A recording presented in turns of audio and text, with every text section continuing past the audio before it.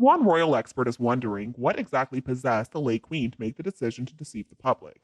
He said, quote, "I don't ask this lightly. The queen's death united the nation in grief. I, along with everyone else, watched her state funeral, which was unparalleled in ceremonial grandeur. It was a show of thanks, deserving of Britain's longest reigning monarch, and an emotionally fueled farewell to a remarkable and much loved monarch." Nobody can marry into the royal family without first being thoroughly checked out by the UK's Domestic Counterintelligence and Security Agency. In March of 2016, MI5 presented Her Majesty with a confidential dossier on Meghan Markle. This is absolutely normal procedure. If somebody wants to join the royal household staff, there is a minimal entry level security check made, which involves a not so stringent formal security clearance. It is part of a package of pre employment checks aimed at providing an appropriate level of assurance as to the trustworthiness, integrity, and probable reliability of prospective employees. If attempting to marry into the royal family, the process is stepped up several levels. Meghan Markle's background would have demanded a higher level of security vetting clearance. A full check of criminal records would have been made, not just for her, but also for her family.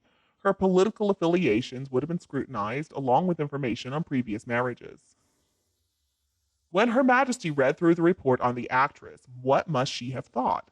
And remember, she wouldn't have simply glanced at it alone. She would have been accompanied by courtiers and possibly government officials who would have read it with her. Think back to Captain Peter Townsend. The romance between Peter Townsend and Princess Margaret came at a time when marrying somebody who had already been divorced was not only frowned upon, but it was forbidden by the Church of England. And Margaret needed marriage approval from her sister, the Queen, who ultimately refused to give it on account of the captain's marital history. Also, remember Prince Andrew and that actress, Koo Stark. Many people believe that Koo Stark's scandalous past influenced the late Queen's decision to tell her favorite son that it would not be a suitable match. There are other examples of the Queen putting an end to relationships within the family that would be better kept under wraps even in today's more tolerant times. The royal expert goes on to say, so armed with a comprehensive dossier on Meghan Markle and her family, why on earth did she allow Harry to marry her? And how long was it after she gave her blessing to the marriage did she instruct palace courtiers to tell visitors not to mention the name Meghan Markle during an audience with Her Majesty? This royal expert would like to know how soon after the wedding, the real one, not the one Markle told us took place 3 days earlier, did the Queen refer to her as that evil woman. The Queen was informed that Meghan was not pregnant with Archie, that she was faking the whole pregnancy. So why didn't the Queen put an end to this nonsense immediately? Did she believe that by telling her just to leave the country, it would result in the end of her shenanigans?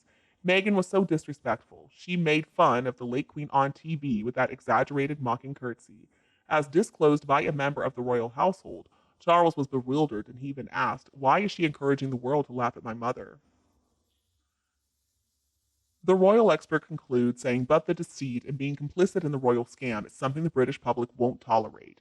Everyone knows Markle never gave birth to the two invisible kids, so why did Her Majesty agree to putting their names in the line of succession?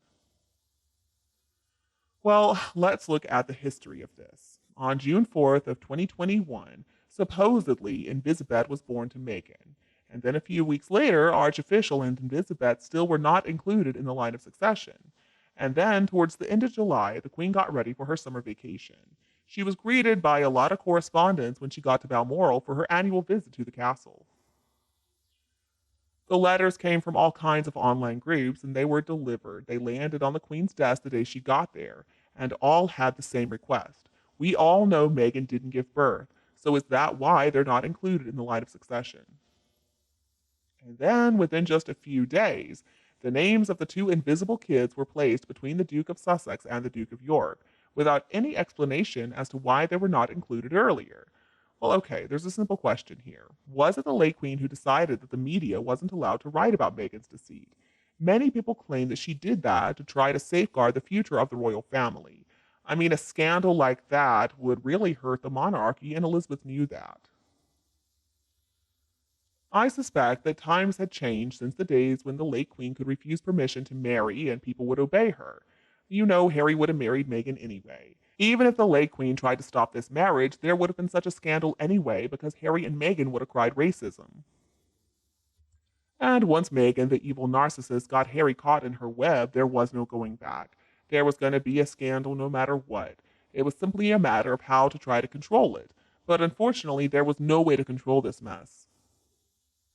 The royal family simply wasn't prepared to deal with Meghan Markle. They had never encountered somebody so evil, so nasty. I mean, Meghan makes Wallace Simpson look like an angel. There was only the faintest glimmer of hope that maybe appeasement would mitigate the damage. Well, obviously, that didn't work.